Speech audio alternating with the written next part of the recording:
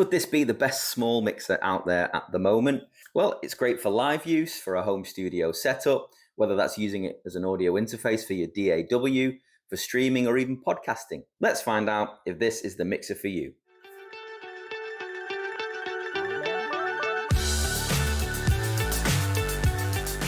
So the first thing we'll talk about is its size. It's an extremely small and portable mixer. It's extremely robust, with Mackie's built like a tank trademark, with a metal chassis and plastic trim around the sides. At the back of the unit, we have a on and off power switch. It has a USB type B connection to go to your computer. And it also has a locking DC input, so that when you plug it in, you don't have to worry about it accidentally being unplugged. So with the ProFX6v3, we have a total of 6 inputs. We have channels 1 and 2, which have a full channel strip on the left-hand side, and these are both identical. Channel 3/4 is a 1/4-inch stereo line input, and channel 5/6 is a 3.5mm line input. And channels 1 and 2 also have the combination XLR 1/4-inch balanced and unbalanced inputs. There are plenty of features with this small portable little mixer, including a blend knob which allows you to blend the audio coming back from the computer against what's coming into the inputs. We have a headphone 1/4-inch output located near the top. We have an FX to main, which determines how much of the effects we want to send to the main output. There is also a break mute switch, which mutes all channels at once, perfect for when you're taking a break and you don't want any audio coming through your mixer.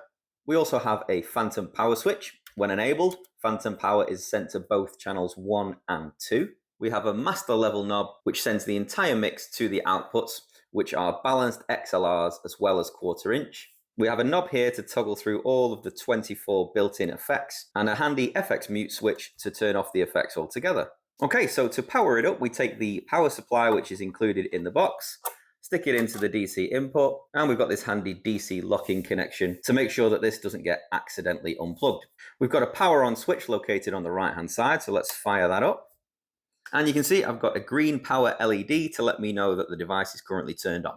Okay, so let's run through as much detail as possible, starting with the channel strips 1 and 2, which are identical to each other. So starting at the top, we've got the combination XLR 1/4-inch inputs, which will accept balanced cables as well as unbalanced cables. So you can use a TRS or a TS cable going into each of these inputs. When we plug in an XLR into each of these inputs, we do take advantage of the built-in Onyx mic preamp, which has crystal clear audio quality, as well as allowing you to increase the gain up to 60 dB.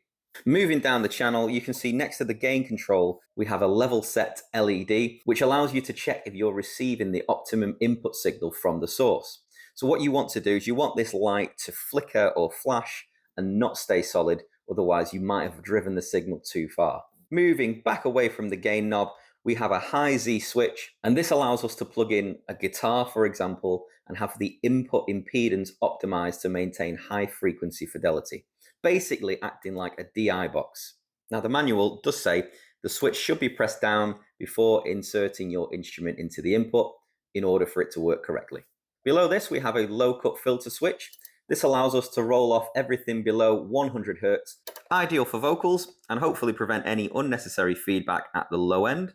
Next up, we've got the gain knob. Now you can see we've actually got 2 rings going around the gain knob. The outer ring is the line level signal, and that goes from 20 dB of cut to unity in the center, and then up to 40 dB of gain.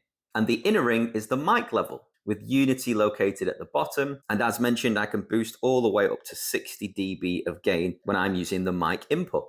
Moving down the channel strip, I've got a 2-band EQ, allowing us to add or subtract 15 dB of gain at either 12 Hz at the top end or 80 Hz at the bottom end. And below this, we have the FX switch, which allows us to turn either on or off effects for this channel. Note, there is no way of adjusting how much of the effects are being applied to the channel. It's either on or it's off.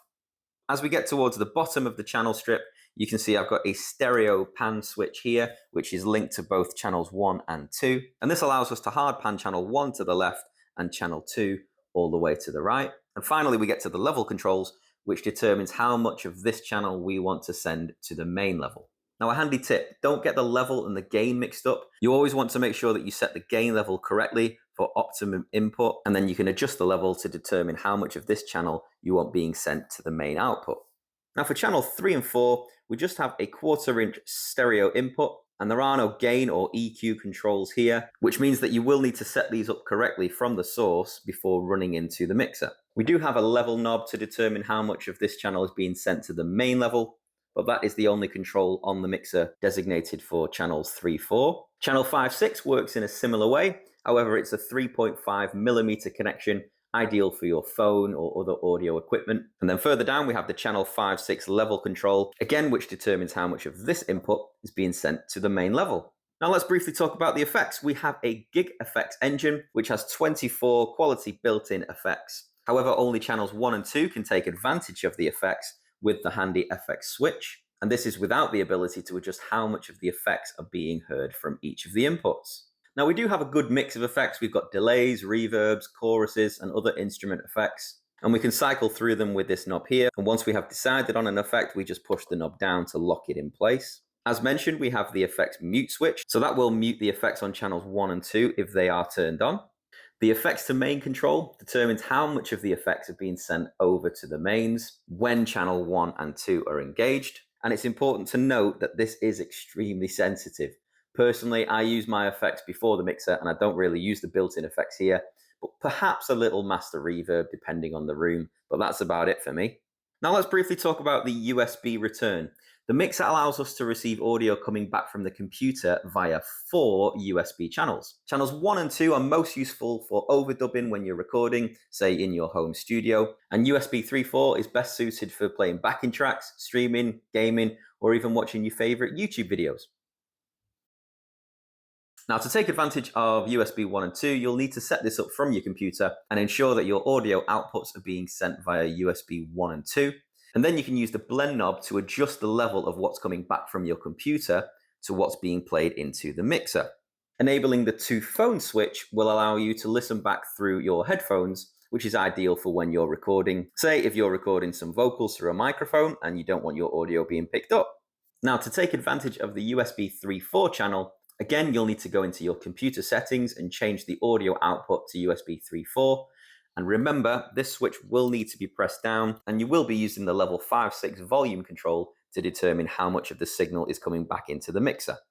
So let me tell you why I bought it. Well, it's small, it's lightweight, it's portable. I actually plan on fitting this onto my pedal board in the not too distant future, and it's got the perfect amount of channels for me. I'm not going to take advantage of a 10-channel mixer. It's going to be too large, and most of the time I'll just be using vocals, guitar, and some percussion. One of the great selling points was the Onyx mic preamp, which makes the vocal sound crystal clear for live use and for recording. As I mentioned earlier, we've got the high Z switch, which will correct the impedance for my acoustic guitar, and it saves me having to buy another piece of gear in a DI box. We've got balanced outputs, which I can run to a PA or in-house system. Its durability, it's built like a tank, as Mackie say, and the bottom line is it's affordable. Now, with any small mixer like this, you are going to have some compromises. Obviously, it's got less features than its bigger brothers. So if we talk about the next size up, which is the ProFX6v3, it obviously has 10 channels, 4 of which accept 4 balanced XLRs. It has the option to insert external effects such as compressors and other external hardware into the first 4 channels. The first 3 channels feature an onboard compression knob. It has a 3-band EQ as opposed to a 2-band EQ. It has an effect send on each of the channels to control how much of the effects are being applied to each of the inputs. It has the ability to pan left and right with a pan control instead of just having a switch. Each of the channels have individual mute switches. It has control room outputs and a foot switch input.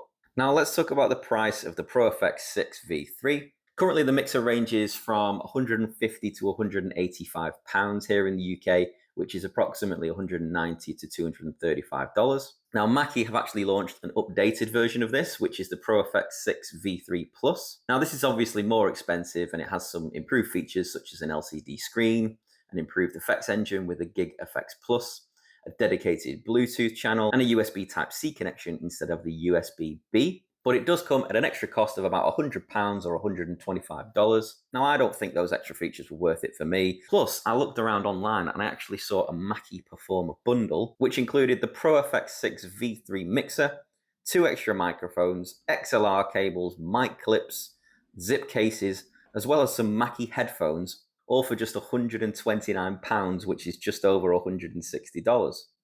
Now, I was about to push the button on the mixer for $150, but getting that bundle meant that I actually saved money as well as receiving all of those additional items. Now, after testing the mic, I was actually really surprised with the quality, and I'll talk about that in a future video. So what's my verdict? Well, the 10 channel is an incredible mixer, and it's got additional abilities and onboard controls.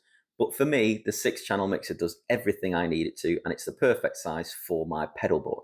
And for the price I paid, I think it's an incredibly valuable and welcome addition to my setup. So let me know what you think in the comments. Do you recommend other small mixers perhaps to add to your pedal board? And if so, which ones? Thanks for watching, everybody. I hope you found this video useful. If so, consider subscribing, give it a like so it reaches more people like yourself, and I'll see you all in the next one.